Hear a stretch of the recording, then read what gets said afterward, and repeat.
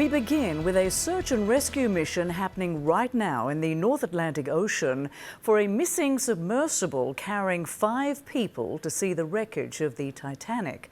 The sub belongs to the commercial underwater exploration company OceanGate, which issued a statement saying it's taking every step possible to bring the 5 crew members back safely. The US Coast Guard said it would conduct searches on the ocean surface throughout Monday evening, and that the Canadian Coast Guard would pick up Tuesday morning with searches both on and below surface. The wreck of the Titanic is almost 400 nautical miles southeast of Newfoundland in Canada. It sits in 2 parts on the ocean floor, more than 2 miles or almost 4 kilometres below the surface. A US Coast Guard official briefed reporters Monday on the search efforts. Take a listen. It is a remote area, and it is a challenge to conduct a search in that remote area. But we are deploying all available assets to make sure that we can locate the craft and rescue the people on board. And we get more now on the search from CNN's Brian Todd. An urgent search and rescue operation is now underway in the North Atlantic, in the area near the wreck of the Titanic, to find a lost submersible with 5 people aboard. The U.S. Coast Guard tells CNN it's got a ship on the scene and aircraft, including C-130 planes. Canadian ships and planes joining the search as well, along with the Polar Prince, the vessel that transported the missing submersible to the site of the Titanic wreckage, about 380 miles off the coast of Newfoundland.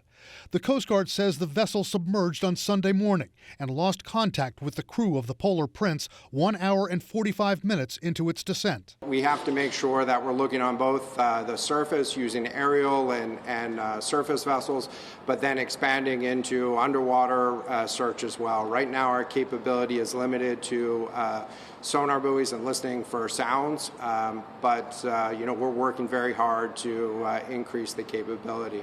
This rescue is a race against time. On its website, OceanGate Expeditions, the company that operates the submersible on expeditions down to the Titanic, says the 21-foot vessel has up to 96 hours, 4 days of oxygen for 5 people.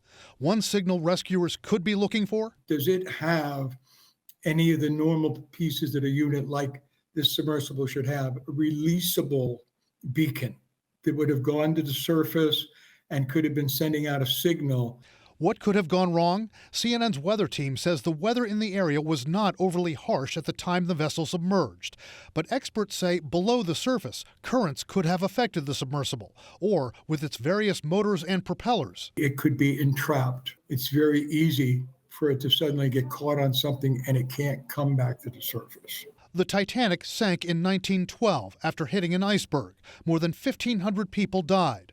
The wreck was discovered in 1985, split into 2 parts. Recently, an underwater scanning project using deep-sea mapping created new, spectacular images of the ship. It's become a popular and expensive tourist destination.